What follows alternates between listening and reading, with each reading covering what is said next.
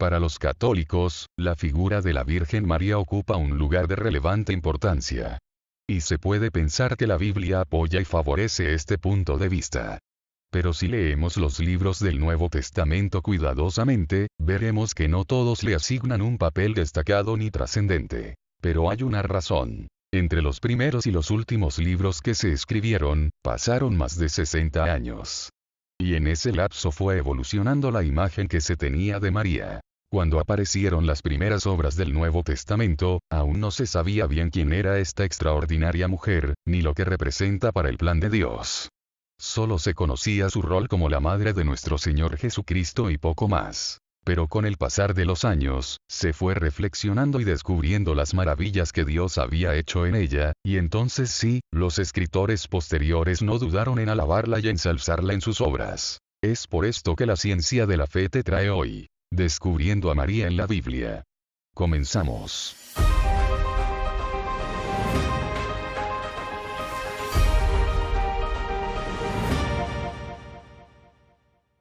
Antes de adentrarnos en lo que el Nuevo Testamento nos muestra sobre nuestra Madre Celestial, hagamos un breve recorrido por el Antiguo Testamento para conocer y descubrir, cómo ya desde la creación y subsecuente caída de nuestros primeros padres, Adán y Eva, Dios ya contemplaba a María como la nueva Eva que nos traería en su seno materno al nuevo Adán, nuestro Señor Jesucristo, que redimiría el pecado del mundo y vencería a Satanás para siempre. En Génesis 3:15, encontramos la primera profecía que habla de María, la descendencia de la mujer, que herirá mortalmente en la cabeza a la serpiente. Pondré enemistad entre ti y la mujer, entre tu linaje y el suyo.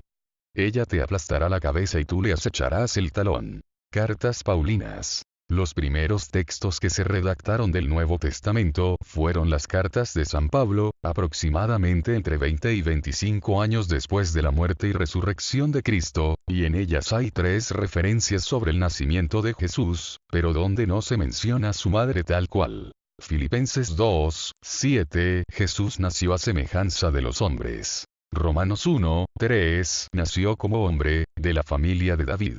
Y en Gálatas 4:4, cuando llegó la plenitud de los tiempos, Dios envió a su Hijo nacido de mujer. Con estas omisiones hacia el nombre o personalidad de la Madre del Señor, Pablo no enseña el nacimiento virginal del Mesías. La razón más lógica es que quizá lo ignoraba, pues él no conoció personalmente a Jesús, y al momento de su muerte hacia el año 67 de nuestra era, todavía era muy primitivo el concepto real que se tendría con posterioridad de la Reina del Cielo. Según San Marcos. Después de Pablo, cronológicamente hablando, escribió Marcos su Evangelio, entre los años 60-70 de nuestra era. Es el primero en llamar a la madre de Jesús, María, Mariam en arameo, o Miriam en hebreo, según el lenguaje. Y es mencionada en 2 episodios de su obra, aunque los hechos nos dejan de primera impresión una cierta duda. La primera referencia la encontramos en 3:20-21. Jesús regresó a la casa, y de nuevo se juntó tanta gente que ni siquiera podían comer. Cuando sus parientes se enteraron, salieron para llevárselo, porque decían, es un exaltado. Lo que se entiende a las primeras de cambio es que al parecer sus familiares no comprenden su misión mesiánica. La segunda en 3:31-35. Entonces llegaron su madre y sus hermanos, y quedándose afuera, lo mandaron llamar. La multitud estaba sentada alrededor de Jesús, y le dijeron, tu madre y tus hermanos te buscan ahí afuera. Él les respondió, ¿quién es mi madre y quiénes son mis hermanos? Y dirigiendo su mirada sobre los que estaban sentados alrededor de él, dijo, estos son mi madre y mis hermanos. Porque el que hace la voluntad de Dios, ese es mi hermano, mi hermana y mi madre.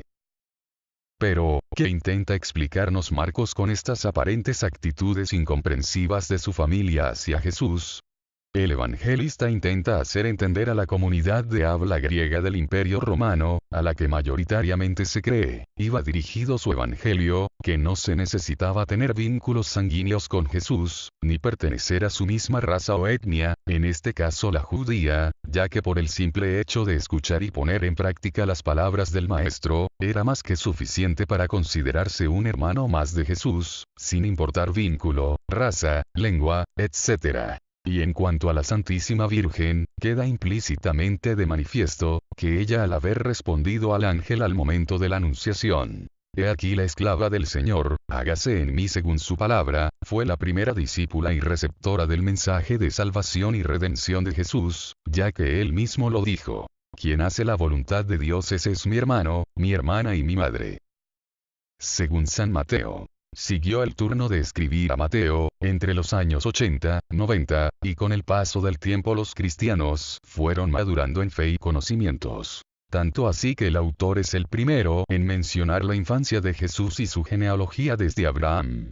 Para Mateo, María ya es tomada más en consideración, pero todavía con un papel secundario, pues es a José, cuando pensaban abandonarla, a quien el ángel en sueños le dice que su mujer concebirá un hijo por obra y gracia del Espíritu Santo. 1, 20, 21.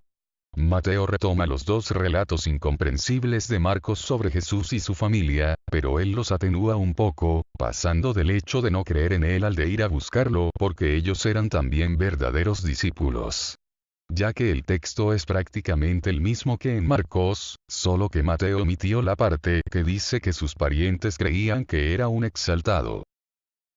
Según San Lucas. El tercero en escribir su evangelio fue Lucas, y la percepción sobre la Virgen va evolucionando, ya que es en este relato donde el papel de María alcanza una altura extraordinaria. Lo podemos ver claramente en los dos capítulos enteros que dedica el evangelista al nacimiento de Cristo, pues él ya inserta el pasaje de la Anunciación, directamente a María y no a José como en Mateo, a la infancia de Jesús y al relato del extravío en el templo. Pero los elogios para la Madre del Salvador no terminan ahí. Tanto así, que Lucas expresa la admiración que ya en ese entonces había adquirido la Santísima Virgen al narrar la visita de María a su parienta Isabel y el recibimiento de ésta al decirle: «Bendita entre todas las mujeres». 1, 42, a lo que la Virgen responde: «Desde ahora me llamarán dichosa todas las generaciones». 1, 48. Hermosas palabras conocidas hoy en día como el Magnificat, por sus palabras iniciales en latín que reza: Magnificat, anima, mea dominum, que quiere decir: proclama mi alma la grandeza del Señor. Este cántico es hoy uno de los pasajes bíblicos más famosos relacionados con María Santísima, reconocido en el cristianismo como una síntesis del ideario que ella vivió. En el Apocalipsis. Siguiente texto que menciona cronológicamente a María, año 95 aproximadamente, y escrito por San Juan Apóstol, mismo autor del cuarto Evangelio. Es en este texto lleno de simbología y recursos literarios, donde la Santa Virgen llega a un punto aún mayor hasta ese entonces. Pues es en ese relato, donde María aparece como una mujer vestida de sol, con la luna debajo de sus pies y una corona de 12 estrellas. Está embarazada y grita por los dolores de parto, frente a un dragón rojo, dispuesto a devorar al niño en cuanto naciera. Pero apenas el niño nació, fue elevado al cielo y el dragón furioso, se volvió contra la mujer y el resto de sus hijos, que se escondieron en el desierto y fueron alimentados por Dios. Capítulo 12. Obviamente que este hecho no ocurrió literalmente en la vida de nuestra Madre Celestial, pero en la simbología del texto, aparece ya tan enaltecida, que ha sido convertida en el símbolo de la iglesia perseguida de ese entonces. Por eso aparece con muchos hijos, los cristianos, que huyen del dragón, el imperio romano, al desierto, un lugar seguro, donde eran alimentados por Dios, la Eucaristía. Según San Juan. Finalmente el último libro escrito fue el Evangelio de San Juan, alrededor del año 100, y con él llegamos a la máxima exaltación de María. Aquí ya no aparece la Virgen como clave de salvación, por darle vida a Jesús, como en San Lucas, ni tampoco como símbolo de la iglesia perseguida como en el Apocalipsis. En San Juan se presenta a María como figura de la iglesia gloriosa. Y ejemplo de esto lo encontramos en el pasaje de las bodas de Caná, 2, 1, 12, cuando por intercesión suya, Jesús convierte 600 litros de agua, en 600 litros de exquisito vino, símbolo futuro de su sangre, y comienza con esto la serie de milagros que obraría Jesús desde entonces. Lo que nos deja muy en claro, ahora sí, el papel fundamental de la Virgen en la historia de nuestra salvación, ya que al pedir a ella que interceda por nosotros ante Jesús, como lo hizo por los esposos en la boda, alcanzaremos el favor de Jesús, solo por el amor que éste le tiene a su Madre Santísima. Pero la apoteosis real de la Virgen María en la Biblia, tiene lugar en el momento de la agonía de nuestro Señor y la estadía de su madre al pie de la cruz. Cuando, viendo Jesús a su madre y junto a ella al discípulo amado, dice a su madre: «Mujer, ahí tienes a tu hijo», luego dijo al discípulo: «Ahí tienes a tu madre», 19, 26, 27. En este caso el discípulo amado podría ser el propio autor del texto, o toda la comunidad cristiana a la cual Jesús deja como madre a la suya propia a nuestro cuidado. Es decir, María no solo es madre del Salvador, sino madre nuestra, de todos los cristianos, de ayer, de hoy y de siempre. Esa es la verdadera importancia de nuestra Madre Santísima, que descubrimos poco a poco en la Biblia, y que pasa de ser una simple espectadora de la prédica de Jesús, a convertirse en el ejemplo de vida a seguir de nosotros, ya que ella fue y será por siempre la discípula por excelencia de nuestro Señor Jesucristo. Proclama mi alma la grandeza del Señor. Se alegra mi espíritu en Dios mi Salvador, porque ha mirado la humillación de su sierva, porque ha mirado mi pequeñez. Las generaciones me felicitarán, porque el poderoso ha hecho obras grandes por mí. Su nombre es santo y su misericordia llega a sus fieles de generación en generación. Proclama mi alma, proclama mi alma, proclama mi alma, proclama mi alma. Él hace proezas con su brazo, dispersa a los soberbios de corazón, derriba del trono a los poderosos y enaltece a los humildes. A los hambrientos los colma de bienes y a los ricos los despide vacíos, los despide vacíos. Proclama mi alma,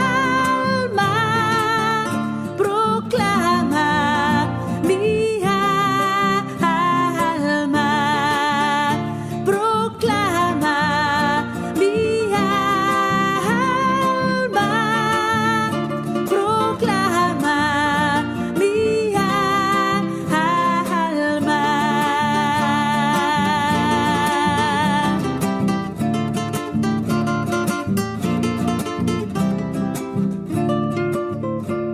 Auxilia a Israel, su siervo, acordándose de su misericordia, como lo había prometido a nuestros padres, en favor de Abraham y su descendencia por siempre.